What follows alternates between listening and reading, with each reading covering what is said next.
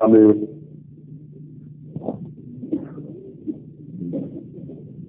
بڑی تفصیل اور شرح و بسط کے ساتھ سرور کائنات حضرت محمد رسول اللہ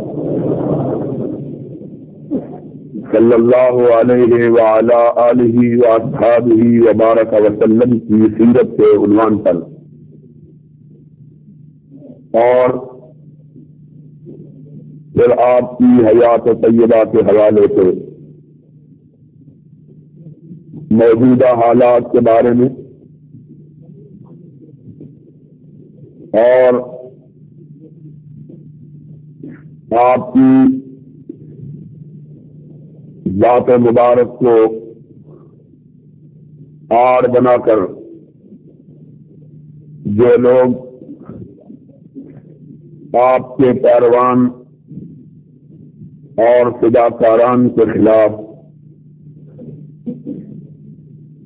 اپنی زبانوں کو تلواریں بنائے ہوئے اور اپنے قلموں کو زہر میں ڈوبے ہوئے تیر بنائے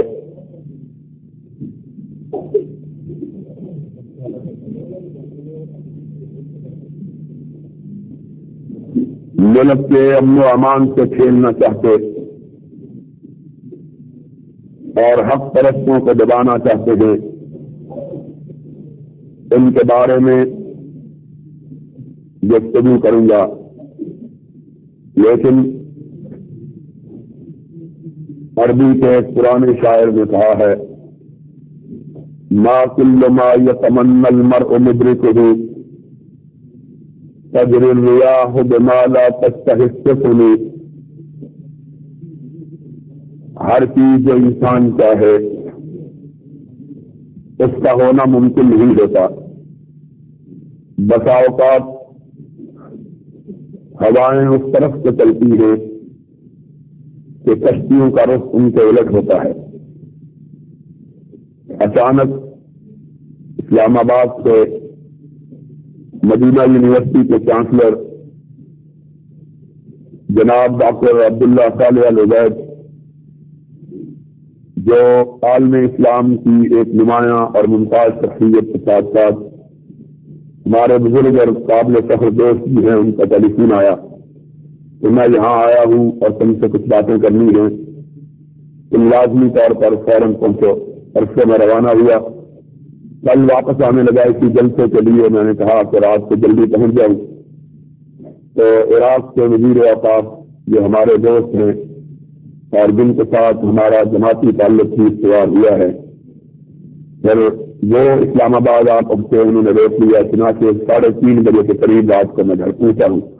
بخار بھی ہے، جسم بھی ٹوٹا ہوا ہے اور صبح سو بھی نہیں سکا، سردی لگ رہی تھی، اب بھی سردی محسوس کر رہا ہوں، لیکن اسی اجلاس کی خاطر میں نے اتنا طویل سفر اختیار کیا، وگرنہ آج شاید وہی رک جاتا، تو باتیں شاید اس تفصیل اور شرح و بسط کے ساتھ کو نہ ہو سکے، لیکن پھر بھی کچھ نہ کچھ کوشش کروں گا کہ اگر تمام پہلوؤں کا نہیں تو چند پہلوؤں کا احاطہ ضرور ہو جائے انشاءاللہ۔ باقی پھر اور مواقع بہت جلد ہی میسر آئیں گے، جو بات کچھ نہ رہ گئی انشاءاللہ ان مواقع پر انہیں پورا کر دیا جائے گا۔ حقیقی بات یہ ہے، اور جسے آج کے اجلاس میں میں پیش کرنا چاہتا ہوں، اور اس بات کو کچھ لاہور کے ایک اخبار روزنامہ جنگ نے بھی تھوڑا سا اجاگر کیا ہے، اور وہ بات یہ ہے کہ اس ملک کے اندر کچھ لوگ محبت رسول کی آڑ لے کر سرور کائنات علیہ الصلوۃ والسلام کا نام نامی لے کر اس ذات مقدسہ کا نام لے کر جو سراپا محبت اور مجسم رحمت تھے، جن کے بارے میں رب نے اپنے کلام مجید میں کہا ہے وَمَا أَرْسَلْنَاكَ إِلَّا رَحْمَةً لِلْعَالَمِينَ، اور جن کے بارے میں حدیث پاک میں آیا ہے کہ زندگی کے طویل سالوں میں 40 برس ما قبل از نبوت اور 23 برس امامت کے، اختیار کے، اقتدار کے، جنہوں نے اپنی زبان اقدس سے کبھی کسی کو گالی نہیں دی، کبھی کسی کے بارے میں سخت کلمہ استعمال نہیں کیا، کبھی کسی کو دکھ نہیں پہنچایا، اور انس کی روایت میں رضی اللہ تعالیٰ عنہ میں نے 10 سال حضور اکرم صلی اللہ علیہ وسلم کی صحبت میں اور خدمت میں دن رات بسر کیے، چھوٹا سا تھا، خدمت میں کوتاہی بھی ہو جاتی تھی، غلطیاں بھی ہو جاتی تھی، لغزشیں بھی ہو جاتی تھی، خطائیں بھی ہو جاتی تھی، لیکن اس 10 سال کے طویل عرصہ میں کبھی میں نے نبی کی زبان اقدس سے اف تک نہیں سنا۔ جب بھی رسالت مآب صلی اللہ علیہ وسلم نے مجھے خطاب کیا، پیارا بیٹا کہہ کے خطاب کیا، اور اگر مجھ سے کوئی غلطی ہو گئی تو اس کا پتہ مجھے حضور کے تبسم سے چلا، حضور مسکراتے اور میں سمجھ جاتا کہ مجھ سے غلطی ہو گئی۔ اتنا صاحب اخلاق عالیہ اور پیکر محبت و مودت نبی، اتنا کہ یہ تو انس سے اپنے تھے، ان کی والدہ نے منت مانی تھی کہ اللہ مجھے بیٹا عطا کرے گا تو میں اس کی جوانی سے اپنے مستقبل کے سنوارنے کی امیدیں نہیں باندھوں گی۔ اگر رب نے مجھ کو بیٹا عطا کیا تو میری یہ منت نہیں ہے کہ میں اسے پالوں گی، پوسوں گی، پرورش کروں گی، اسے دوں گی، پروان چڑھاؤں گی تاکہ وہ بڑا ہو کے میری خدمت کرے، میرے لیے روٹی کمائے، میرے بڑھاپے کا سرمایہ بنے، بلکہ اللہ اگر تو نے مجھے بیٹا دیا اور میں نے اسے پرورش دی، وہ خدمت کے قابل ہوا، تو اللہ اپنے لیے نہیں مانگتی، میں اسے تیرے نبی کی خدمت کے لیے وقف کر دوں گی۔ تو یہ تو انس وہ انس تھے جن کو مانگا ہی نبی کی خدمت کے لیے گیا تھا، لیکن میرے آقا کے خلق عظیم کا عالم تو یہ تھا کہ اپنے تو اپنے، بیگانے اور مخالف بھی آپ کو گالی دیتے تو آپ کی پیشانی پہ سلوٹ تک نہ پڑتی، حتیٰ کہ ایک دفعے سرور گرامی علیہ الصلوۃ والسلام کے رفیق سفر، یار غار، آپ کے وزیر اول جناب صدیق اکبر رضی اللہ تعالی عنہ کو ایک غیر مسلم نے گالی دی، مسلمان بھی نہیں تھا، صدیق اکبر خاموش رہے. اس نے پھر گالی دی, آپ پھر خاموش رہے. اس نے پھر گالی دی, آپ کا پیمانہ صبر لبریز ہو گیا. آپ نے غصے میں آ کر اس کے جواب میں وہی کلمات اس کی طرف لوٹائے جو اس نے آپ کے بارے میں کہے تھے. ذرا اس نبی کی عظمت اور اس مجسم محبت اور پیکر رحمت کی شفقت اور اس کی بلند اخلاقی کو دیکھو کہ صدیق کہتے ہیں ابھی میری زبان سے اس کے جواب میں لفظ نہ نکلے تھے کہ میں نے دیکھا کہ کسی نے ریشم کی طرح کا ہاتھ میرے کندھے پہ رکھ دیا ہے. پلٹ کے دیکھا تو میرے سامنے سرور کائنات کا چہرہ مبارک ہے. آپ نے فرمایا صدیق چپ رہو, کچھ نہ کہو. جب تک تم چپ رہے تھے فرشتے تیری طرف سے جواب دے رہے تھے, اور جب تم نے گالی دی جواب میں فرشتوں نے کہا اب یہ جانے اور اس کا کام جانے. میں گالی دینے والا بنا کے نہیں بھیجا گیا. اور یہی نہیں کہا بلکہ ساتھ ہی یہ بھی ارشاد کر دیا, فرمایا میرا ماننے والا بھی گالی گلوچ کرنے والا نہیں ہوتا. کوئی مومن نہ لاہان ہوتا ہے, نہ سباب ہوتا ہے, نہ شتام ہوتا ہے. وہ مومن ہی نہیں جو لوگوں کی عزت و آبرو سے کھیلے. ایسا نبی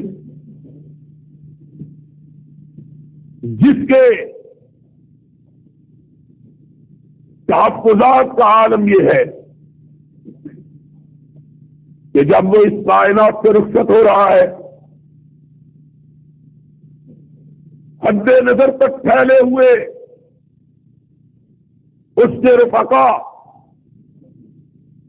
اس کے تلامذہ, اس کے فداکار, اس کے جانثار اس کے سامنے ادب سے بیٹھے ہوئے ہیں. وہ جانثار کہ اگر اس کی پلک کا اشارہ ہو تو اپنے دلوں کو اپنے سینے چاک کر کے اس کے پیروں کے اندر رکھ لیں. ایسے فداکار کہ اگر وہ حکم دے تو پہاڑوں کی چوٹیوں سے چھلانگ لگا دے, سمندروں کے سینوں کے اندر گھس جائیں, اپنا سب کچھ اس کے اشارے پہ لٹاتے ہوئے یہ سمجھے کہ ہم نے کچھ بھی نہیں کیا ہے. ایسے جانثار جن کی محبتوں کا اور عقیدتوں کا عالم یہ ہے, جن کے احترام کی کیفیت یہ ہے کہ انہوں نے ساری زندگی نگاہ بھر کے بھی اپنے محبوب کے چہرے کو نہیں دیکھا ہے. آنکھ اٹھاتے ہوئے حیا آتی ہے, کہیں پوری نگاہ سے دیکھنا نبی کی توہین نہ ہو جائے. اتنا پیار, اتنی عقیدت, اتنا احترام کہ سرور کائنات حضرت محمد الرسول اللہ صلی اللہ علیہ وسلم کی طرف آنکھ اٹھا کے دیکھنا بھی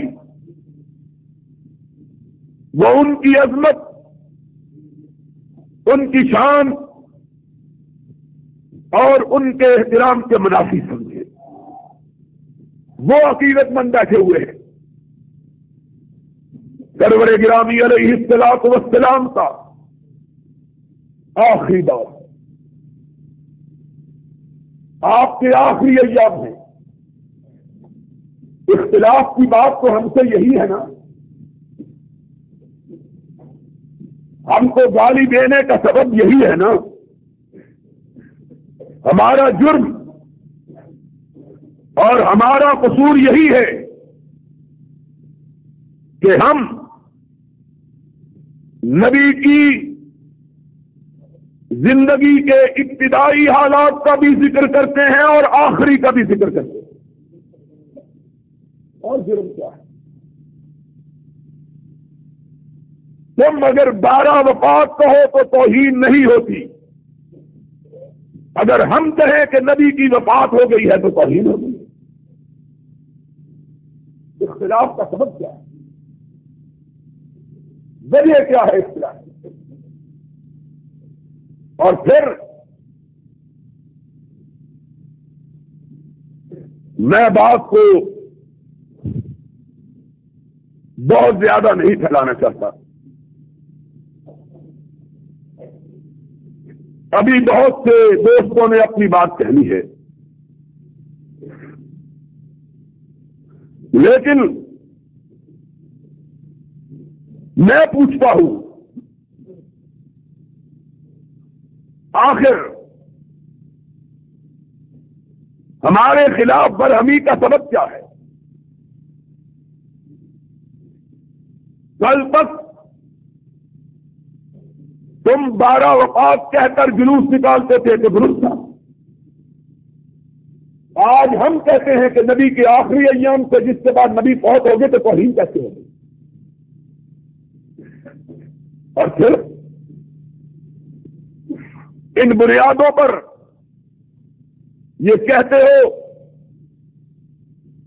کہ امام کعبہ کے پیچھے نماز نہیں ہوتی، امام مدینہ کے پاس پیچھے نماز نہیں ہوتی، اور ہم نے اگر کہا کہ جس کی نماز امام کعبہ کے پیچھے نہیں ہوتی اس کے پیچھے ہماری نماز بھی نہیں ہوتی ہے، پھر اس میں تکلیف کی بات کیا ہے؟ ہمیں سمجھ نہیں آئی، میں یہاں موجود نہیں تھا، یہ اخبارات یہ اس کا فوٹوگرافر ہے، کوئی نمائندہ تو نہیں ہوگا شاید، لیکن خسرو نے کہا تھا کہ کسے پڑی ہے کہ جا سناوے، پیارے پی کو ہماری بتیاں، نہ انگ چینا نہ نیند نینا نہ آپ آویں نہ بھیجے پتیاں، تم آؤ اور ہم تم کو بتلائیں، اس ملک میں فحاشی کو فروغ دینے والے اخبارات، دین کا مذاق اڑانے والے اخبارات، بدماشی کو پھیلانے والے اخبارات اور فحاشی کو فروغ دینے والے اخبارات، اپنی ماں بہنوں کے جسموں کو سجانے والے اخبارات، ہاکی کی ٹیموں کی تصویریں چھاپنے والے اخبارات، اور یہ ضیاء الحق سیرت النبی کے نام پر کانفرنسیں کروانے والا ضیاء الحق، بھٹو کے دور میں ہاکی ٹیم کا اعلان ہوا، مسلمانوں نے احتجاج کیا، بند ہو گئی، آج سیرت النبی کے ایام میں ربیع الاول کے مہینے میں مسلمان بیٹیوں پر مشتمل ہاکی ٹیم کو میچ کھلوائے جاتے اور بے حیا وزیروں سے ان کے مسافے کروائے جاتے اور ان کی تصویریں یہ بے حیا اخبارات اپنے اخبار کے صفحات پہ چھاپتے اور تب بھی اسلام اسلام کے زندہ باد کے نعرے لگتے اور بے وقوف ملا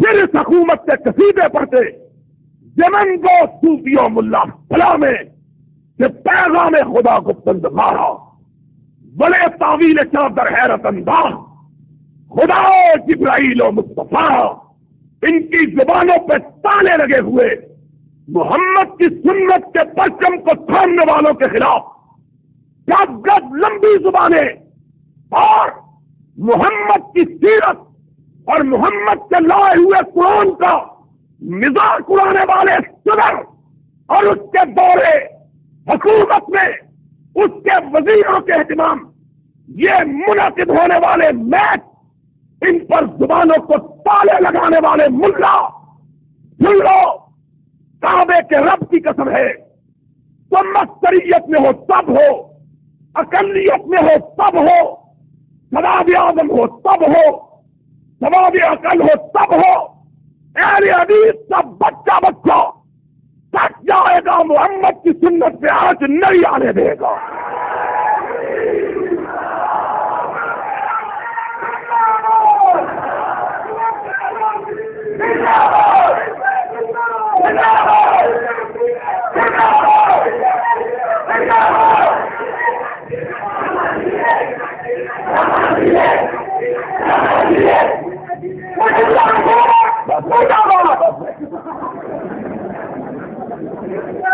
آج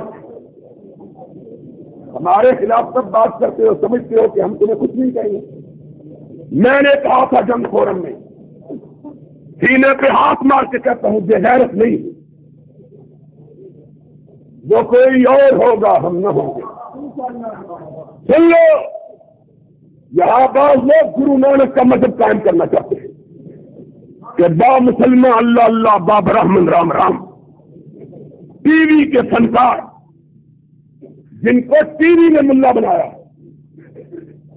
اخباروں نے جن کو مولوی بنایا، وہ کہتے ہیں ہر ایک کے پیچھے نماز ہو جاتی ہے۔ تمہاری نماز شیعہ کے پیچھے بھی جائے، تمہاری نماز قبر پرست کے پیچھے بھی جائے، اور بعض لوگ یہ نعرے بلند کرتے ہیں ایک امام ایسا ہونا چاہیے۔ یہ امام زمان گولیاں بیچتے بیچتے ملا بننے والے، حکومتوں کی مصلحتوں پر، اقتدار والوں کی مصلحتوں پر ملا قرار دیے جانے والے۔ سن لو، کعبے کے رب کی قسم ہے، جو رسول کی سنت کی پاسداری کے سلسلے میں کعبے کے امام کے پیچھے اور رسول کے مصلی کے وارث امام کے پیچھے نماز نہیں پڑھتا، حکومت کا قانون بھی آ جائے ہم اس کے پیچھے نماز پڑھنے کے لیے تیار نہیں ہے۔ کیا کرتے ہو تم؟ کیا کہتے ہو؟ سن لو، میں کہتا ہوں، میں کہتا ہوں، نہ بزدل ماں کا بیٹا ہوں، نہ بزدل ہوں۔ سن لو، اگر یہ بات بیان حق ہے، کعبے کے رب کی قسم میں اس کی صدارت کو ماننے کے لیے تیار نہیں۔ کیا ملا یہ 2 رکعت کے امام کچی روٹی اور پکی روٹی پڑے ہوئے؟ اور مبارک ہو ان لوگوں کو جنہوں نے کہا ہم شیعوں کے پیچھے بھی نماز پڑھنے کے لیے، ان کو مبارک ہو۔ جو صدیق کو گالی دیتا ہے، میں اس کے ایمان کو ماننے کے لیے تیار نہیں، اس کی امامت کو کیسے مانوں گا؟ تم بے غیرت ہو، تمہیں بغیر کس طرح؟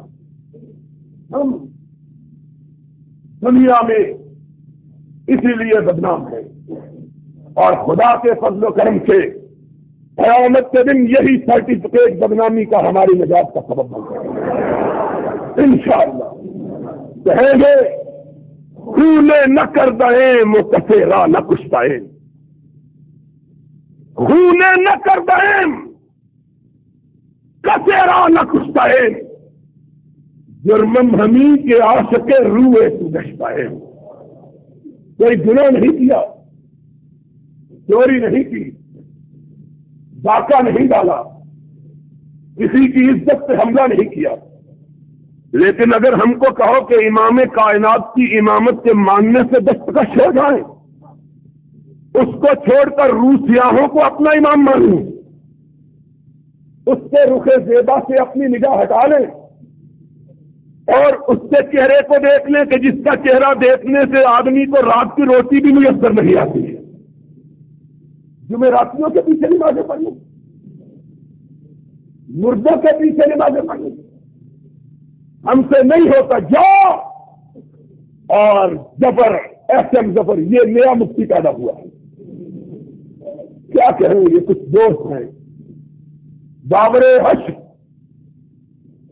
میرا نام آیا مال نہ پوچھ کہ اس میں کچھ پردہ نشینوں کے بھی نام آتے ہیں۔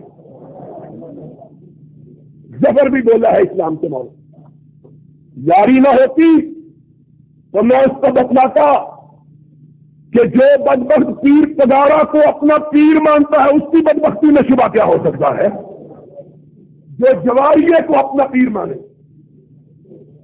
وہ ہم کو فتویٰ دے تمہاری نماز جواریے کے پیچھے بھی شرابی کے پیچھے بھی تمہاری نمازیں ہو جاتی ہیں کیونکہ پڑھی نہ پڑھی برابر ہے. ہم نماز پڑھتے ہیں اس کے لیے جس کے بارے میں خلیل نے کہا تھا ان صلاتی ونسکی ومحیائی ومماتی للہ، نہ نیاز اس کے سوا کسی کے لیے نہ نظر کسی کے لیے. تمہارا جینا بھی پیر کے لیے مرنا بھی پیر کے لیے. اللہ تمہیں قبر بھی اسی کی نصیب کر دے تاکہ عذاب میں کمی نہ ہو. اس کے لیے اسپیشل عذاب کے فرشتے رکھے گئے ہیں. ہم سے کیا بات کرتے ہو؟ کہتے ہیں جی بڑی، اور وہ بات کرتے ہیں جنہوں نے ساری زندگی کبھی نماز پڑھی نہیں، جن کو عید کی نماز پڑھنی نصیب نہیں ہوئی ہے. سلطانہ بھی بولا ہے سارے ملک کو دوزخ کروانے والا. کہتا بڑا افسوس ہوا ہے سنی شیعوں کے پیچھے نہیں پڑھتے، شیعہ سنیوں کے پیچھے نہیں پڑھتے. جب یہ ہوگا میں بھی پڑھ لوں گا. تو نہ ہی پڑھے تو اچھا ہے کیونکہ آپ کی تو تجھ کو ہے نہیں، کرنا کیا ہے تجھے. ہمارے اللہ بخشے ایک بڑے پیارے دوست ہوا کرتے تھے، نام نہیں لیتا کچھ سمجھ جائیں گے. بہت ہمارے میرے ساتھ ان کا بڑا تعلق تھا. پچھلے دنوں ان کی یاد میں جلسہ بھی منعقد ہوا. ہر سال میں آتا تھا لیکن میں اس دفعہ نہیں تھا.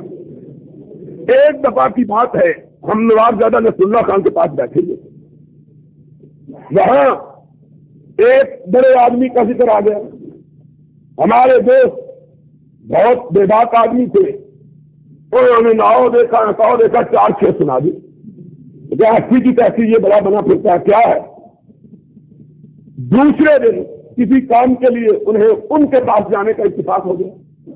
عصر کی نماز کا وقت تھا. وہ نماز پڑھانے کے لیے کھڑے ہوئے، ہمارے دوست بھی پیچھے کھڑے ہو گئے. دوسرے دن شام کو نوابزادہ صاحب کے پاس مجلس جمی تو ایک آدمی نے کہا کہ نواز صاحب یہ کل یہ کہہ رہے تھے آج ان کے پیچھے نماز پڑھتے ہیں. کیا لگا کیوں جھوٹ بول رہے؟ مجھے وضو کر دیا ویکھیا سے اس طرح کی نماز. میں نے تو نماز بے وضو، تمہارا کیا ہے؟ تم تو بے وضو بھی پڑھتے رہو، تمہاری باوضو بھی نہیں ہونی بے وضو بھی نہیں ہونی، جس کے پیچھے جی چاہے پڑھا لو. تمہارا کیا ہے؟ مسئلے کی بات کرو، مسئلے کی کرنے کی بات کرو. میں نے وہاں کہا تھا ساری دنیا کے لوگ جانتے ہیں کہ اہل حدیث ہر مسئلے میں بہت روادار واقع ہوئے ہیں. ہر مسئلے میں روادار، اتفاق کے حامی، اتحاد کے بھائی. آج اس اسٹیج سے بھی کہتا ہوں کہ ہم سے بڑا اتفاق اور اتحاد کا بھائی کوئی نہیں ہے. ہم اتحاد کے بھائی ہیں. یہ بھی بتلاتا ہوں کس طرح. ہم سب سے بڑے اتحاد کے بھائی ہیں. ہم کو گالی دے لو تب بھی اتحاد کرنے کے لیے تیار. ہم کو برا کہہ لو تب بھی اتحاد کرنے کے لیے تیار. ہم سے لڑ لو تب بھی اتحاد. لیکن ہمارے آقا کی سنت کی توہین کر دو، کعبے کے رب کی قسم جان دینا گوارا ہے، ہاتھ ملانا گوارا نہیں ہے. بات ہے. میں نے وہاں کہا تھا بدیانتی سے نہیں کھاتا. میں نے کہا تھا جو لوگ کعبے کے امام کے پیچھے نماز نہیں پڑھتے ان کے پیچھے ہماری نماز. تم کو ان کے پیچھے ہو جاتی ہے، ہم ابھی تمہاری نماز جنازہ پڑھنے کے لیے تیار. ہمارا کیا ہے؟ ہم تمہارے پیچھے بھی پڑھنے کے لیے تیار ہیں، تمہاری بھی پڑھنے کے لیے تیار. لیکن اگر تم کہو کہ کعبے کے مدینے کے کہتے کیا ہے فتویٰ چھپا کہ جس نے مدینے کے امام کے پیچھے نماز ادا کی ہے اس کا نکاح ٹوٹ گیا. ایک عورت نے مجھ پہ ٹیلی فون کیا، اس نے کہا علامہ صاحب نماز میرے خاوند نے پڑھی ہے، نکاح میرا ٹوٹ گیا ہے، اس میں جرم میرا کیا ہے؟ میں نہیں سمجھی بات. نماز تو میرے خاوند نے پڑھی، نکاح مولوی نے میرا توڑ دیا ہے، میرا کیا قصور ہے؟ میں نے کہا نہ تیرے خامن کا قصور ہے نہ تیرا قصور ہے، قصور اس بدبخت مولوی کا ہے۔ اس نے کہا کئی گھروں سے ہمیں نکاح کا بلاوا نہیں آیا، چلو اسی بہانے تجدید نکاح کی فیس تو مل جائے گی۔ یہ تو وہ لوگ ہیں ہمارے سیالکوٹ کی بات ہے مولوی سلیمان صاحب، میں خدا کی قسم کھاتا ہوں، میرا سب سن رہے، میں اللہ کی قسم اپنا ذاتی واقعہ بیان کرتی ہوں۔ ہمارے محلے کے پاس ایک نبینا حافظ صاحب ہوا، ہمارا محلہ سارا نبیوں کا تھا۔ اللہ کا شکر کچھ ہمارے اندر تب بھی سختی آ گئی ہے کہ ہمیں اس طرح کی کوئی بات دیکھنے کا موقع ہی نہیں ملا۔ کیوں جی حافظ صاحب ساری بابی تھے گرد و پیش میں۔ ہمارے محلے کے سامنے ایک محلہ تھا، میں چھوٹا سا تھا 10-9 برس کا، جب میں نے قرآن حفظ کیا، یہ حافظ عالم بیٹھا ہوا، یہ میری غلطیاں نکالا کرتا تھا، میں جا کے ایک حافظ تھا پڑوس میں، یہ تو دکانداری کرتے تھے، میں نے اب دور کرنا ہوتا تھا اور گرد و پیش میں کوئی حافظ نہیں تھا، ایک نبینا حافظ تھا بریلوی، اس کے پاس جا کے دور کیا کرتا تھا۔ 9 برس کی عمر، لیکن وادیوں کے ذہن شروع سے ہی کچھ اس طرح کا خراب ہی ہوتا ہے۔ ایک دن ایک آدمی اس کے پاس آیا، کہنے لگا حافظ جی میرا منڈا مر گیا، جنازہ پڑھا دو۔ حافظ محمد علی اس کا نام تھا نبینا کا۔ کہنے لگا چلو چلو مجھے سارے جنازہ پڑھ لیں۔ میں نے کہا اگر کیا ختم کریں گے چلو تو ہم نہ جاتے، جنازے کی تو کوئی بات نہیں ہے۔ جنازہ پڑھنے گئے، اس کو 5 روپے دیے جنازہ۔ کیا اللہ ایک جنازے نے تو اذان تو کسی اور کو دعائی کی ہوئی پیسے کا جا، تم نے کہا یہ تو مر گیا ہے، کہنے لگا اذان تو دعائی صحیح نا۔ ان کا کیا ہے، یہ تو لوگوں کے نکاح اسی لیے توڑتے پھوڑتے رہتے ہیں کہ پھر نکاح کی فیس ہمیں مل جائے۔ جو لوگ یہ تھے، اور عقیدہ کیا ہے؟ عقیدہ یہ ہے کہ سرور کائنات متصرف فی الکائنات ہے، ان کا اختیار اور ان کا اقتدار ساری کائنات میں ہے، اور حضور اسی طرح زندہ ہے جس طرح کس سے پہلے نہیں وفات تو ہی نہیں۔ اب اصل ہو کوئی تو پوچھے کہ کس سے پہلے، یہ احمد سعید کاظمی، میں نے آج تک کسی ملا کا نام نہیں لیا، لیکن آج نام لینے پر مجبور ہو گیا ہوں، کیوں گردش مدام سے گھبرا نہ جائے دل، انسان ہوں پیالہ اور باغر نہیں ہوں میں۔ اب کھا کھا کے گالیاں سینہ پک گیا ہے، جواب دیں گے انشاءاللہ۔ کس دن؟ جمعے کے دن۔ جمعے کے دن آؤ گے؟ نہیں، میں عربی سے بیٹھا تھا سی اربا میں، انشاءاللہ میں نہیں منتا، آپ خدا کے کرو۔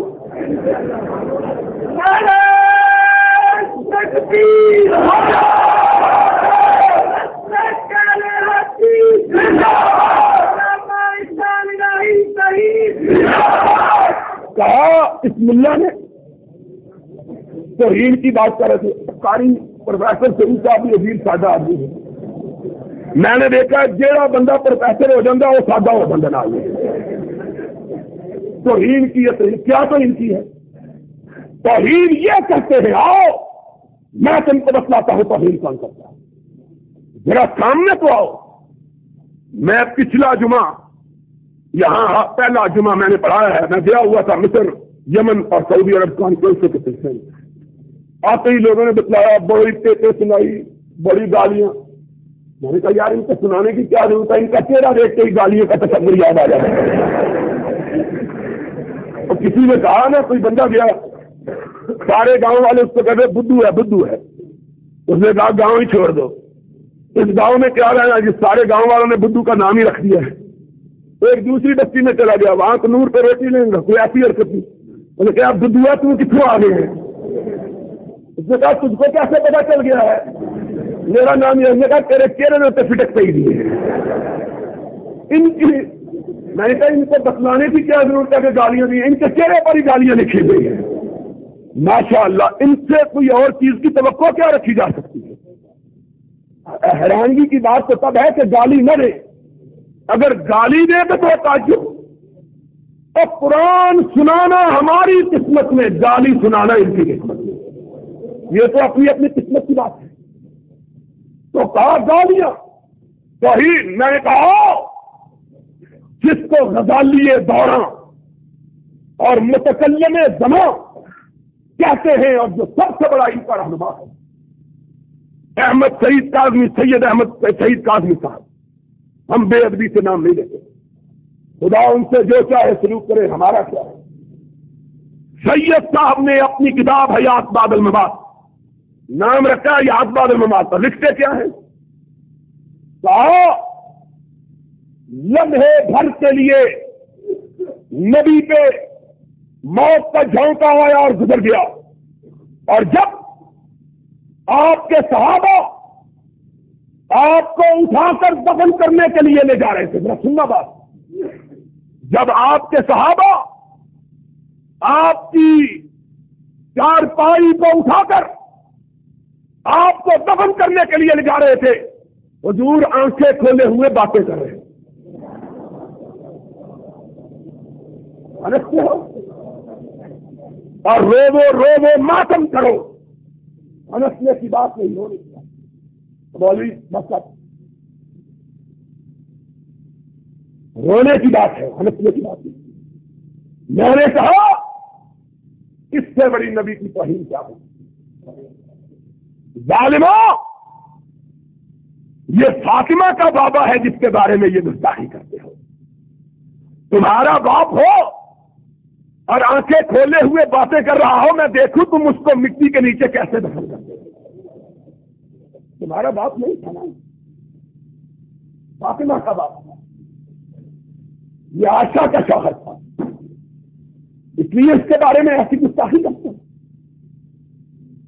کہیں اپنی بیٹیوں کے باپ کے بارے میں بھی تو ایسی بات کرو کہ وہ باتیں کر رہا تھا، آنکھیں کھولے ہوئے تھا، اور ہم اس کو اٹھا۔ تم نے کیا تاثر دیا ہے قوم؟ صدیق و فاروق، وہ فاروق کہ رسالت کے احترام کا عالم یہ تھا، ایک آدمی نبی کی بارگاہ میں حاضر ہو کر اونچی آواز سے گفتگو کرتا ہے، فاروق کے چہرے پر کھلوٹیں پھیل جاتی ہیں، صحابی دیکھتے ہیں فاروق کے لب تھرتھرا رہے ہیں، چہرہ غصے سے سرخ ہے۔ کیا دیکھا؟ نبی کی نگاہ پڑی، فاروق کے چہرے کو دیکھا، پھر اس کے ہاتھ پہ نگاہ گئی، دیکھا تلوار کے دستے کو پکڑے ہوئے ہاتھ لرز رہا ہے۔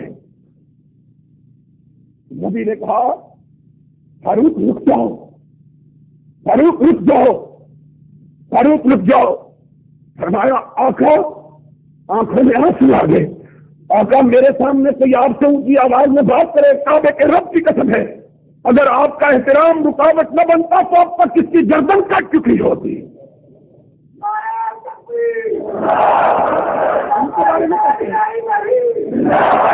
ان کے بارے میں کہتے ہو کہ انہوں نے زندہ حضور کو دفن کر دیا تھا۔ حضور آنکھیں کھولے ہوئے باتیں کر رہے تھے اور منو مٹی حضور کے اوپر ڈال دی تھی۔ کوئی تمہیں حیا نہیں آتی؟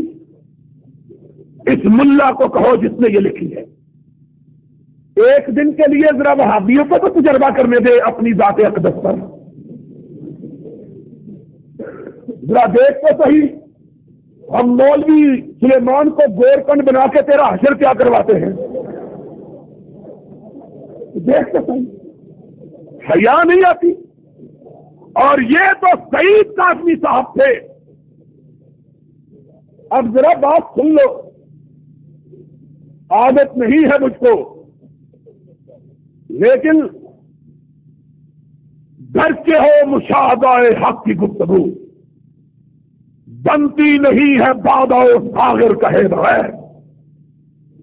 آج تم نے اگر مجبور کر دیا ہے اپنے اکابر کے چہروں کی نقاب کشائی پر تو ذرا سن لو۔ گستاخی کی بات کرتے ہو۔ میں نے ایک کتاب لکھی، بتایا نام نہ لینا ممنوع ہے، یہ ٹھگنے،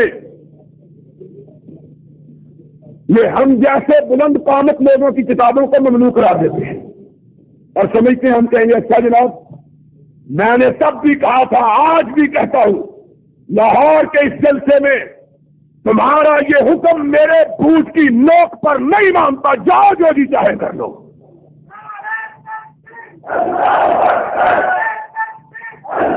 تم نے سمجھا ہے؟ ان کو ڈراؤ جو بلیوں سے ڈر جاتے ہیں، ہم کو کیا ڈراتے؟ نہیں مانتا میں اس حکم کو۔ اور آج تمہیں بتلانے لگا ہوں، سی آئی ڈی کے لوگ خصوصی طور پر میرے لیے آتے ہیں کہ آج اس کی تقریر ہے، خبر پہنچانی ہے، اور تمہیں آنے کی کیا ضرورت ہے؟ ہمارے کئی بھائی خود جا کے ٹیپیں پہنچا دیتے ہیں۔ سن لو، میں بزدل نہیں ہوں۔ جب تم نے پابندی کا اعلان کیا کہ البریلویہ پر پابندی ہے، اس کے بعد 6 ایڈیشن میں نے چھاپے ہیں، جاؤ جو جی چاہے کر لو۔ تم کس کو ڈراتے ہو؟ خدا سے ڈرنے والے غیر اللہ سے ڈرنا جانتے، اور جب ہم تو اس وقت نہیں ڈرتے تھے، ہمارے اکابر جب کوئی بھی ساتھ نہیں ہوتا تھا، اور آج تو یہ جوانوں کی فوج ظفر موج ساری ہمارے ساتھ ہے اللہ کے فضل سے۔ گئے دن کے تنہا تھا میں انجمن میں، گئے دل کہ تنہا تھا میں انجمن میں، یہاں اب میرے رازداں اور بھی ہیں انشاءاللہ۔ اب یہ مسلک کے دیوانے، مسلک کے پروانے، مسلک کی شمع پر قربان ہونے والے سینکڑوں ہزاروں نہیں لاکھوں تک جا پہنچے ہیں۔ اور بتلاؤ، رسول کے دیے ہوئے مسلک کے لیے قربانی دو گے؟ رسول کے عطا کیے ہوئے مسلک کے لیے قربانی دو گے؟ تم سب کی بات کرتے ہیں۔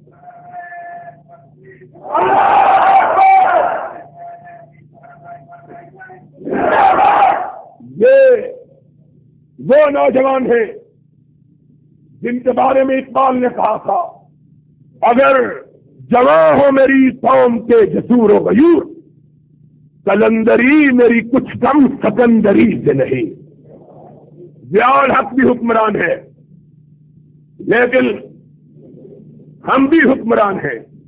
سن لو، ہم آتے ہیں، لوگ زندہ باد کے نعرے لگاتے ہیں، لوگ آنکھیں بچھاتے ہیں، یہ آتے ہیں تو راستے صاف کرواتے ہیں، کسی کی نظر اس کو نہ لگ جائے۔ یہ بھی حکمران ہے، راستے صاف کرواتے ہیں۔ میں نے پوچھا یہ مال روڈ آج کیوں بند ہے؟ کہنے لگے امیر المومنین کی سواری آ رہی ہے۔ میں نے کہا امیر المومنین کی سواری آ رہی ہے تو مومنوں کو کیوں روکتے ہو؟ کہنے لگے مومن بے وضو ہے، کسی غیر محرم کی نظر ان پہ نہ پڑ جائے۔ یہ امیر المومنین، یہ امیر المومنین کی سواری آ رہی ہے۔ کیوں پاؤس خان ٹھیک ہے کہ نہیں؟ بابا بوڑھا ہو گیا، ویسے بڑا جوان ہے ماشاء اللہ۔ اب دیں گا بابیاں واسطے قربانی بابا، اور زندہ باد۔ کہتے ہیں کیا باتیں کرتے ہیں؟ ان کے بڑوں نے کہا کتاب لکھی، کیا مجھے پابندی لگاؤ؟ ہم نے تو کبھی کسی کتاب کے بارے میں نہیں کہا پابندی لگاؤ، ہم نے کہا اور لکھو تاکہ لوگوں کو تمہاری حقیقت کا پتہ چلے گا۔ لکھو گے تو پتہ چلے گا، روشنی ہوگی تو ظلمتیں بھاگے گی۔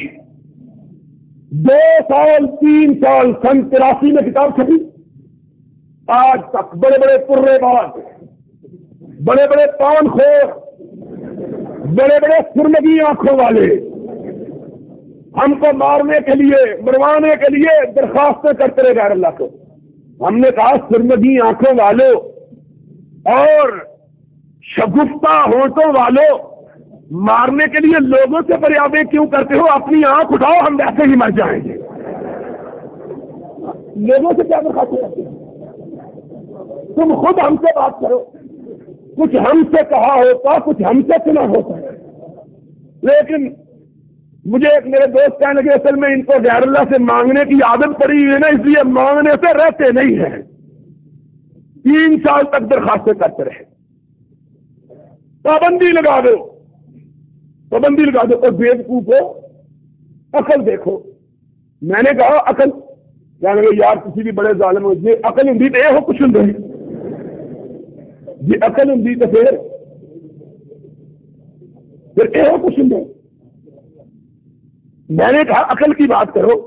کتاب عربی زبان میں چھپی ہے, پابندی پا کر پنجاب میں لگوا رہے ہو, ہے کوئی عقل کی بات؟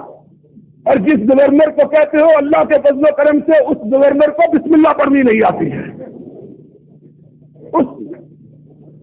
وہ اب کیا ہے گورنر کی بات, ماشاء اللہ جا رہا ہے, ایسی کی تیسی ان کی. میں یہ کہہ رہا تھا کہ غیر اللہ سے فریادیں, 3 سال تک فریادیں کرنے کے بعد ایک جواب لکھا ہے. جواب میں کیا لکھا ہے؟ میں نے لکھا کہ جناب ان کے بڑے جو تھے بڑے کالا رنگ تھا ان کا. دیکھو میں نے تنظیم نہیں لکھا, ویسے میں نے اس طرح کا بیان کیا کہ ان کا رنگ اتنا کالا تھا کہ اس کو دیکھ کر شب کی سیاہی بھی آدمی کو بھول جاتی تھی, اتنا کالا رنگ. اور میں نے کہا, میں نہیں کہتا, ان کے بیٹے نے کہا, ان کے بھتیجے نے اپنی کتاب میں لکھا ہے کہ رنگ گہرا گندمی تھا. رنگ یہ گہرا گندمی کیا ہوتا ہے؟ گندمی تو وہ مولوی سلیمان کا ہے, اور گہرا گندمی کس کا ہے؟ کوئی ہے سکا تو بندہ اٹھ کے کھلو جائے, کوئی نہیں ادھر جا کے دیکھ لا. گندمی تو ہم نے سنا ہے, یہ گہرا گندمی کیا ہوتا ہے؟ اور پھر یہاں نہیں کہا, یہ نہیں کہا, ان کے بھتیجے حسنین رضا نے خود لکھا کیا لگا, لیکن زمانے کی گردشوں سے وہ گہرا گندمی رنگ اس کی چمک بھی ختم ہو گئی. اس کی چمک بھی کیا مطلب ہے؟ اب کوئی بات باقی رہ گئی ہے؟ کوئی بات رہ گئی ہے باقی؟ یہ میں نے ویسے ہی چلتے چلاتے لکھا, کوئی بات نہیں تھی. اب رنگ تو اللہ کے دیے ہوئے ہیں. اب جناب اس کا جواب لکھا ہے بڑے غصے, کیا جھوٹ بولا اس وہابی نے. حضور کا رنگ بالکل گہرا نہیں تھا, رنگ بلکہ گاڑا تھا. کتابت کی غلطی سے گاڑے کو گہرا لکھ دیا ہے. میں نے کہا ہوئے تم دوست, جس کے دشمن اس کا آسمان کیوں ہو, جس کے وکیل صفائی تم ہو, انشاءاللہ اس کو پھانسی لگنے سے کوئی بچا سکتا. مجھے بات یاد آ گئی, ہمارے دوست ہیں رفیق باجوہ صاحب, نیازی صاحب کا کیس تھا. نیازی صاحب کو 1 مہینے کے لیے سزا گورنمنٹ نے دی, 1 مہینے کے لیے جیل میں بھیجا اپنے نیازی صاحب. باجوہ صاحب ان کے وکیل مقرر ہوئے, سزا کی مدت ختم ہو گئی, باجوہ صاحب کے دلائل ختم نہیں ہوئے. میں عدالت میں گیا, ٹھیک ہے نا سیاسی, میں نے کہا نیازی صاحب یہ پھانسی لگنا سی تو کنے پیسے دیتے جی وکیل نو؟ کہ 3200 روپیہ. میں کیا کم 32 روپئے میں کرنے تیار تھا. جو پھانسی لگنا نا پھر 3200 روپئے دیں کس طور سے. میں نے کہا باجوہ صاحب ایک نئی درخواست دے رہے ہیں مزاج کو. میں نے کہا کہہ رہے کیا؟ میں نے کہا انہوں نے آج درخواست دینی ہے چیف جسٹس کو کہ ان کی نظر بندی کی میعاد میں توسیع کر دی جائے تاکہ میرے دلائل ختم ہو جائیں. یعنی رہائی کے لیے کیس کر رہے ہیں اور اس کی نظر بندی کے دن ختم ہو گئے, دلائل ختم نہیں ہوئے ہیں. یہ حال ہے. گہرا نہیں, وہ تو کتابت کی غلطی, گاڑا رنگ تھا. میں نے کہا اس نے تو بیچارے نے لحاظ کیا, ملا تو نے گاڑے پر لک پھیر دی ہے. یہ جواب ہے, یہ جواب دیا ہے. کاش اہل حدیثوں کا یہی تو قول ہے اپنے نبی کی ابتدا میں, قل ہاتوا برہانکم ان کنتم صادقین. اپنی زبانوں کو تلواریں اور اپنی کلموں کو بندوقیں مت بناؤ, دلیل سے بات کرو. تم کہتے ہو سعودی عرب نے قبریں گرا دی ہیں, ظلم کیا. جاؤ, میں اللہ کے فضل و کرم سے اہل حدیث کا ایک چوکیدار ہونے کی حیثیت سے اس اسٹیج پہ جہاں سینکڑوں کی تعداد میں ٹیپیں لگی ہوئی, ہزاروں کی تعداد میں لوگ بات سن رہے ہیں, جنتے کی چوٹ اپنے احباب دوستوں کی, علماء کی, رفقا کی موجودگی میں اعلان کرتا ہوں, دنیا کے ذخیرہ حدیث سے ایک حدیث نکال کے دکھا دو جس میں نبی یہ کائنات میں قبروں کو پختہ بنانے کا حکم دیا ہو، صرف ایک حدیث، صرف ایک حدیث، صرف ایک حدیث صحابہ کے رب کی قسم ہے، کل تمہارے ساتھ میں مل کر سعودی عرب کے خلاف جلوس نکالوں گا اور کہوں گا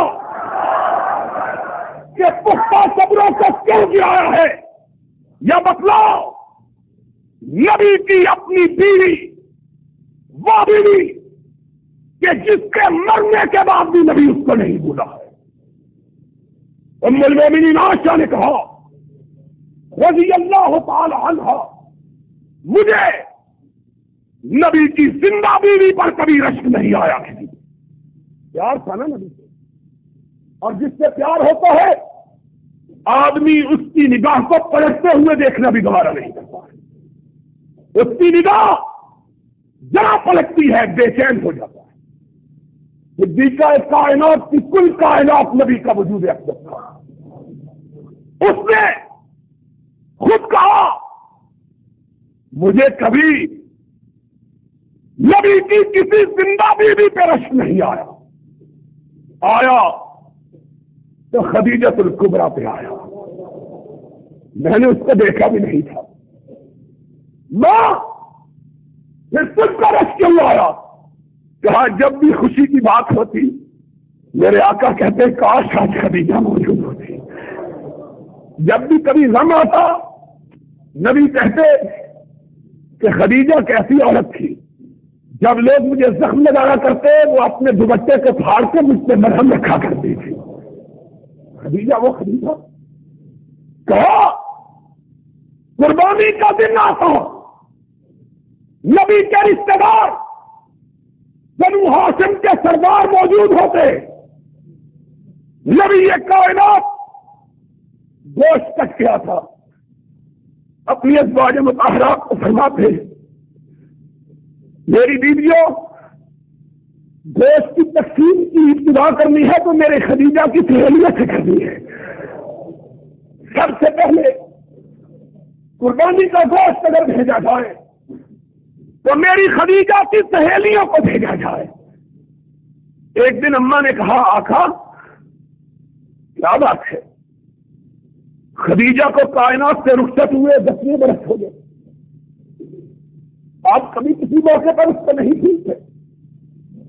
آپ نے فرمایا عائشہ تم نہیں جانتی، جب ساری کائنات میری تکذیب کر رہی تھی اکیلی خدیجہ میری تصدیق کر رہی تھی، ساری کائنات محمد کو جھٹلا رہی تھی اور خدیجہ میری کمر ہمت کو بندھا رہی تھی، دنیا والے مجھ کو مٹانے پہ تلے ہوئے تھے اور خدیجہ مجھ کو دلاسا دیتی تھی کلا واللہ لا یحزیک اللہ ابدا انک لتحمل الکل وتنصر المظلوم وتعین علی نوائب الحق۔ آقا غم نہ کرو، میں تو تیری خلوت کی جانے والی ہوں، جلوت میں تو بڑے پاس باز ہوتے ہیں لیکن خلوت میں تجھ سے پاس باز تو کبھی دیکھا ہی نہیں ہے۔ کلا واللہ لا یحزیک اللہ ابدا، کعبے کے رب کی قسم ہے میرا رب تجھ کو مرنے نہیں دے گا، تجھ کو بڑے کام کے لیے پیدا کیا ہے، تو مظلوموں کی مدد کرنے والا، بے کسوں کی فریاد کو پہنچنے والا، بے بسوں کا ہاتھ مٹانے والا، یتیموں کی دستگیری کرنے والا اور بیواؤں کے معصوم بچوں کو اپنی گودی میں اٹھا کر کھلانے والا، تو کیسے ضائع ہوگا؟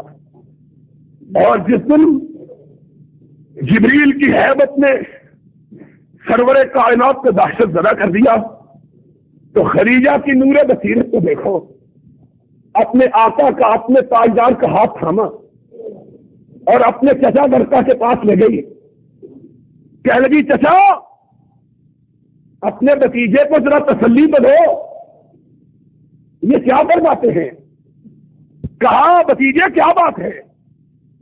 کہا چچا غار ہرا میں ایک ایسا وجود اترا جس نے کائنات کے کناروں کو اپنے پروں کے نیچے چھپا لیا. میں ڈر گیا ہوں، نہ جانے کیا ہوگا.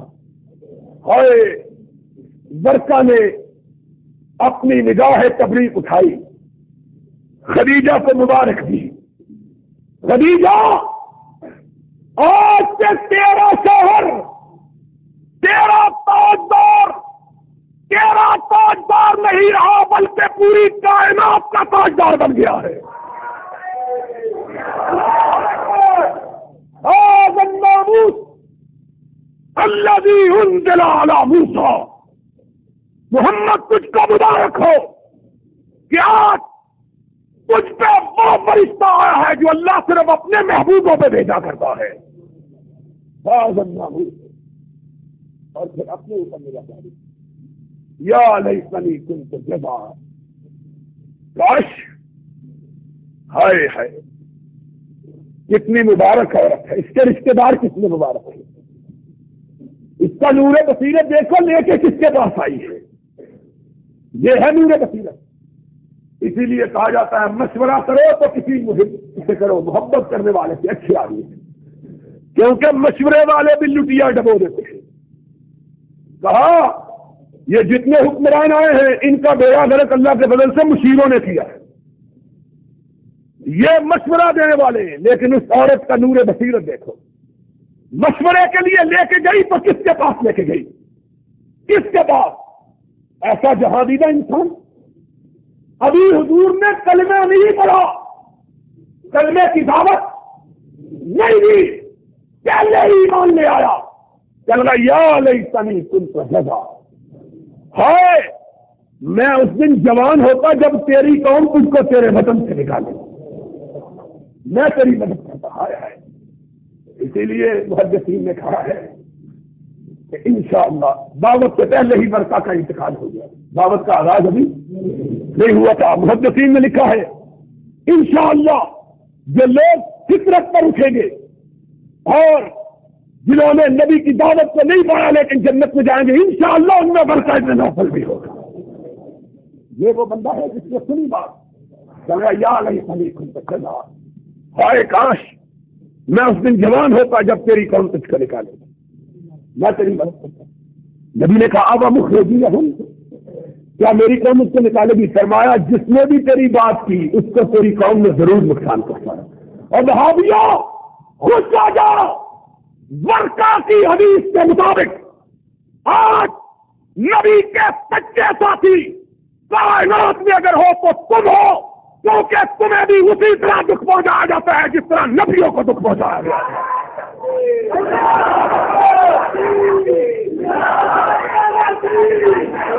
اور سبب وہی ہے جو نبیوں کو دکھ پہنچانے کا سبب تھا. نبی بھی کہتے تھے لا الہ، اور وہابی بھی یہی کہتے ہیں لا الہ الا اللہ. وہابی بھی یہی. آج ہم کو کہتے ہیں شریف نواز پھول چڑھا آیا ہے، اور منصورے کے حوالے اس کا نام ہی شریف ہے، اس کا نام ہی. ہم نے کہا پھر اس بیچاری نے کیا قصور کیا ہے جس کا نام بھی شریف ہے؟ بابرہ شریف بھی تو ہے، اس کا پھر کیا قصور ہے؟ یہ دلیل ہے، یہ قرآن و سنت ہے ان کا. کہتے ہیں بڑا اچھا آدمی ہے، کیوں؟ اس کے نام کا حصہ شریف ہے. اس کے نام کا بھی تو حصہ شریف ہے، اس کو بھی سرٹیفکیٹ دے دو جنت کا.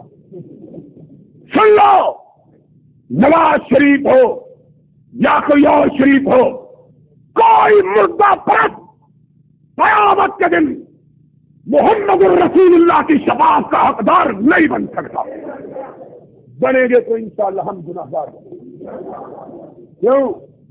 قیامت کے دن آئیں گے، نامہ اعمال میں بڑے گناہ ہوں گے، بڑی غلطیاں، بڑی قصور، لیکن آنکھ اٹھا کے رب کی بارگاہ میں ادب کے ساتھ کہیں گے اللہ گناہ تو بڑے کیے، نہ تیرے ساتھ کسی کو شریک کیا، نہ تیرے مصطفیٰ کے ساتھ کسی کو شریک کیا، نہ تیرے ساتھ شرکت گوارا کی، نہ تیرے نبی کی امامت میں. کہتے کیا ہے؟ میں یہ کہہ رہا تھا وہ خدیجۃ الکبریٰ رضی اللہ تعالی. بڑی دیر ہو گئی ہے یار تقریر میں. بات کریے سر. اب قاری صاحب میرا پیچھے کرتا کسی کو اور قاری صاحب نے سن کے جاؤ گے کوئی اعتبار نہیں. سن کے جاؤ گے قاری صاحب انہوں نے راستہ چھڑنے نہیں دے اور بک کے آج پھر مقابلہ ہو جائے بک کا. 1 بجے تک. بہرحال میں یہ کہہ رہا تھا کہ ساری کائنات میں اما عائشہ کے فرمان کے مطابق اگر کسی کا پیار سے حضور نے بے پناہ نام دیا تو خدیجہ کو نام. اور بتلاؤ خدیجہ الکبریٰ حضور کی زندگی میں فوت ہوئی کہ نہیں؟ حضور نے اس کی قدر پختہ بنائی تھی کب تک؟ نہیں تم جھوٹ بولتے ہو. ان کو کہو ہم جھوٹ بولتے ہیں, تم کوئی حدیث دکھا دو. تم حدیث دکھا دو انشاءاللہ بھابی چندہ کر کے تمہاری قبروں کو پختہ کر دیتے ہیں. انشاءاللہ انتظار کریں گے کب تم مرو, کب سیمنٹ کی بوریاں تمہارے اوپر رکھیں. ابھی مرزا صاحب نے ٹھیکہ لے دیں گے تو یہ قبرہ بنا دیں. تم کرو بات, کوئی حدیث دکھاؤ. سید الشہداء قیامت تک آنے والے شہیدوں کا سردار کون ہے؟ حمزہ. تاریخ کے چہرے کو ضیاء بخشی, ناقدے وقت کی رفتار بدلنے کے لیے میں نے مجبور زبانوں کو نوا بخشی ہے. کج کلاہوں کی رعونت کا اڑایا ہے مذاق, میں نے تاریخ کے چہرے کو ضیاء بخشی ہے.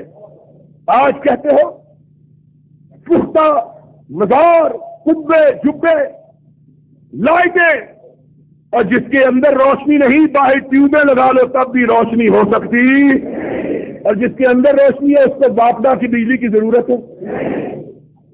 اندر تاریخ ہے. یہ نبی اونجی لوگ چڑھے گئے دیے. سنو نبی کی زندگی میں حمزہ فوت ہوئے کہ نہیں, شہید ہوئے. اتنا پیار تھا نبی کو, اتنا پیار کہ کم لوگوں کو معلوم ہے کہ نبی سے حمزہ کی تہری رشتہ داری. عام لوگوں کو یہی پتا ہے کہ چچا تھا, یہ تو ٹھیک ہے, تہری رشتہ داری تھی. تہری کسی کو پتا ہے؟ نبی کے بھائی بھی تھے, دودھ شریک بھائی, نبی کے دودھ شریک, اور نبی کے ہم عمر بچپن کا یارانہ بھی تھا, بچپن کی دوستی بھی تھی. اتنے رشتے, اتنا پیار. اور جب شہادت ہوئی تو جسم کا انگ انگ کاٹا گیا, ہاتھ کاٹے گئے, پاؤں کاٹے گئے, سینہ پھاڑ کے کلیجہ نکال کے چبایا گیا, آنکھیں نکالی گئی, ناک کاٹا گیا, حدیث میں آیا ہے کان کاٹے گئے. اس طرح کہ جسم کا کوئی حصہ سلامت نہ رہا. حضور کو پتا چلا, بچپنے کا یاد, جوانی کا ساتھی, دودھ شریک بھائی, سدا چچا, اور وہ چچا جس نے اسلام لانے سے پہلے بھی حضور کا دفاع کیا تھا, جس نے اسلام لانے سے پہلے بھی حضور کے لیے لڑا کرتا تھا. ایسا میرا یاد ہے, میرا بچپن کا ساتھی ہے, میں اس کے متعلق بات نہیں کرتا. حضور کو پتا چلا, مزمل و مدثر بھاگے ہوئے آئے. وہ چادر جس کا ذکر آسمان والے نے اپنے قرآن میں کیا ہے, اپنے کندھے مبارک سے اٹھائی, حمزہ کی کٹی اور پھٹی ہوئی لاش کو دیکھا, اپنی چادر مبارک حمزہ کی ناش مبارک میں ڈال دی. حمزہ کی بہن سفیہ بھاگی ہوئی آئی. سرور کائنات نے دیکھا پھوپھی آ رہی ہے, آنکھوں میں آنسو آ گئے. کہا میں اپنی پھوپھی کو کون سے حمزہ کا چہرہ دکھاؤں, کوئی اس سلامت نہیں ہے. حضور کھڑے ہو گئے, پھوپھی پلٹ جاؤ. عرض کرنے لگی, بھتیجے تم صرف بھتیجے ہی تو نہیں, میرے آقا بھی ہو, اگر حکم ہے تو پلٹ جاتی. لیکن اگر اجازت دے دے تو اپنے بھیا کی لاش کو دیکھ لوں. آپ نے فرمایا تو بھی لاش دیکھنے کے قابل نہیں رہی ہے. ظالموں نے اس طرح ظلم کیا کہ کوئی وضو بھی تو سلامت نہیں رہا. دیکھو گی تو کیا دیکھو گی؟ ہائے نبی کے گھرانے کی عورتوں، تم پہ خدا کی لاکھوں رحمتیں ہوں. تم نے امت کو کیا برس دیا. صفیہ تجھ پہ رب کی لاکھوں رحمتیں. کہنے لگی آقا میں نے پہلے کہا ہے تم صرف نتیجے نہیں بلکہ آقا و مولا بھی ہو. حکم ہے تو پلٹ جاتی ہو.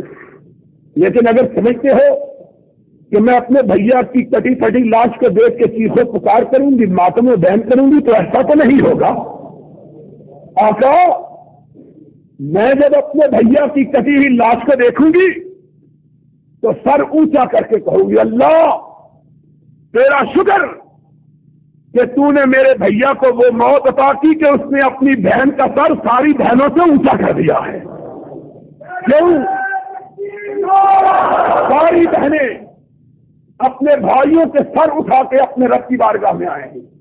اللہ میرا بھیا تیری بارگاہ میں اپنا سر کٹا کے آیا ہے اور میں آؤں گی سر فخر سے بلند کر کے اور کہوں گی اللہ ساری بہنوں کے بھائی تو صرف سر کٹا کے آئے اور صفیہ کا بھائی اپنے جسم کا ایک ایک حصہ کٹا کے آیا ہے. ایک ایک حصے کی قربانی. آقا نے چادر پلٹی، صفیہ نے دیکھا کہ انا للہ و انا الیہ راجعون. بھیا غم نہ کرو، اگر تمہاری لڑائی خدا کے لیے تھی تو خدا تمہارے اجر کو ضائع نہیں کرے. بہن کی نگاہ آسمان کی طرف اٹھی، عرش والے کو جلال آ گیا.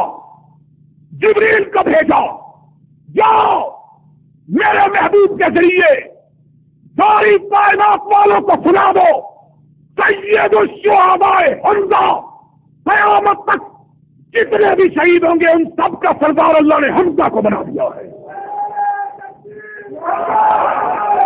وہ حمزہ جس کو قیامت تک آنے والے شہیدوں کا سردار قرار دیا گیا، اس کی نعش مبارک کو نبی نے اٹھایا، اس کے اوپر پختہ قبر بنائی تھی. تم بتلا دو ماننے کے لیے تیار. نبی کے 4 بیٹے نبی کی زندگی میں فوت ہوئے. آخری بیٹا ابراہیم کہ ناز کی ان کے لب کی کیا کہیے، ایک تنکھڑی گلاب کی سی تھی. وہ ابراہیم کہ جب فوت ہو گئے ان کی بہن نے ان کو اپنے ہاتھ میں اٹھایا. اتنے نازک تھے کہ حدیث پاک میں آیا ہے نبی جو کبھی جذباتی نہیں ہوئے تھے اس وقت جذباتی ہو گئے. فرمایا رزقاً بالقواریر، میری بیٹی میرے پھول کو آرام سے اٹھانا کہیں تیرے ہاتھوں کی لمس سے مسئلہ نہ جائے. اتنا نازک ابراہیم. اس ابراہیم کی لاش کو حضور نے اپنے ہاتھوں پہ رکھا. بڑھاپے کا آخری بیٹا، لبوں پہ الفاظ ہے انا بفراقک یا ابراہیم لمحزونون رضینا بقضاء اللہ ما نقول الا ما یرضی اللہ. ابراہیم تیری جدائی کا غم تو بہت ہے لیکن تیرے باپ کی زبان سے صرف وہی لفظ نکلے گا جو رب کو پسند ہو اور کوئی نہیں. آنکھوں سے آنسو گوسیوں کی طرح رہے. سرور کائنات کو ہوتے ہوئے صحابہ نے دیکھا تو حیران مچ گیا. ایک صحابی ڈرتے ڈرتے آگے بڑھا. اس نے کہا یا رسول اللہ اس مسکراتے ہوئے چہرے پہ آنسوؤں کی لڑیاں آپ بھی رو رہے ہیں. آپ نے فرمایا ساتھی یہ میرے جگر کا ٹکڑا تھا جو مجھ کو چھوڑ کے اپنے رب کے پاس چلا گیا ہے. اور انسان یہ خون اور گوشت کا پتلا یہ غموں سے متاثر ہوتا، خوشی سے متاثر ہوتا، لیکن زبان سے شکوے و شکایت کی لفظ منہ میں نہیں نکالتا. یہ حضور کی حالت. اٹھایا بیٹے کو قبرستان میں دفن کیا. جاؤ بخاری شریف، مسلم شریف، ترمذی، ابو داؤد، نسائی، ابن ماجہ، مسند احمد، موطا امام مالک حدیث کی ساری کتابیں اٹھاؤ، صحابہ سے کوئی ایک روایت مت لو کہ کسی نے کہا ہو جہاں حضور نے اپنے بیٹے کو دفن کیا کسی کو اس کی قبر معلوم بھی تھی کہ نہیں، کپڑے مٹنے کے لیے فرمان رسول علی کو یہ اہل حدیثوں کے ہاتھ میں مار آئی تو قبر مشرفن للہ سبئی کا بلا سورتن للہ سبستا، اے علی جاؤ جو بالش سے قبر اونچی نظر آئے اس کو برابر کر دو، جو مورتی نظر آئے اس کو مٹا دو۔ اہل حدیث رسول کا پیغام لے کر قبروں کو مٹانے کے لیے نکلے، تم قبروں کے بنانے کے لیے کوئی جھوٹی حدیث ہی دکھا دو تو دکھا سکتے، لڑتے ہیں اور ہاتھ میں تلوار دی، لڑتے ہیں اور ہاتھ میں۔ دوستو ہمارا مطلب صرف ایک بات پہ مبنی، اور اس بات پہ فخر، اس بات پہ ناز، غرور نہیں کہ غرور اسلام کے اندر جائز نہیں، لیکن خدا کا شکر، اور تم بھی شکرانہ ادا کرو کہ آج اس گئے گزرے دور میں اگر کوئی خم پھونک کر سینے پر ہاتھ مار کر ڈنکے کی چوٹ یہ بات کہہ سکتا ہے کہ میرا مسلک صرف وہی ہے جو محمد الرسول اللہ نے ابو بکر و عمر کو دیا تھا، اس میں کوئی ملاوٹ نہیں، کعبے کے رب کی قسم وہ صرف ایک مسلک ہے اور وہ تمہارا مسلک اہل حدیث ہے، اور کوئی مسلک کائنات میں ایسا موجود نہیں ہے۔ جاؤ لوگوں سے پوچھو، ساری دنیا کے مسلک والوں سے، کوئی کہے گا بزرگ کی ملاوٹ ہے، کوئی کہے گا امام کی ملاوٹ ہے، کوئی کہے گا فقیہ کی ملاوٹ ہے، کوئی کہے گا محدث کی ملاوٹ ہے۔ ہم نے کہا جس میں بھی ملاوٹ ہو، چاہے ملاوٹ کتنی پاکیزہ ہی کیوں نہ ہو، اس کو خالص نہیں مانا۔ دودھ خالص وہی ہے جو بھینس کے تھنوں سے نکل کر آ، اگر اس کے اندر روح کیوڑا ملا دیا جائے تو دودھ خالص ہوگا، اگر اس کے اندر زمزم کا پانی ملا دیا جائے دودھ خالص وہی ہے جس کے اندر کوئی آمیزش نہیں، اور نسل خالص وہی ہے جس کے اندر نہ کسی امام کی، نہ کسی فقیر کی، نہ کسی محدث کی، نہ کسی شیخ کی، نہ کسی بزرگ کی، نہ کسی پیر کی، نہ کسی اونچے کی، نہ کسی کالے کی، نہ کسی گورے کی کوئی ملاوٹ نہ ہو، بلکہ بات وہی کہے جو محمد کریم نے کہی تھی، اور وہ کیا ہے؟ ایک ہاتھ میں رب کا قرآن ہو، دوسرے ہاتھ میں محمد کا فرمان ہو۔ انشاءاللہ جب تک ہم زندہ ہیں قرآن کو بھی اونچا رکھیں گے، محمد کے فرمان کو بھی اونچا رکھیں گے، جو لڑے گا اس کا مقابلہ کریں گے، پشت پھیر کر نہیں بھاگیں گے کہ ہماری تاریخ میں پشت پھیرنے والے کو اپنے قبیلے کا فرزند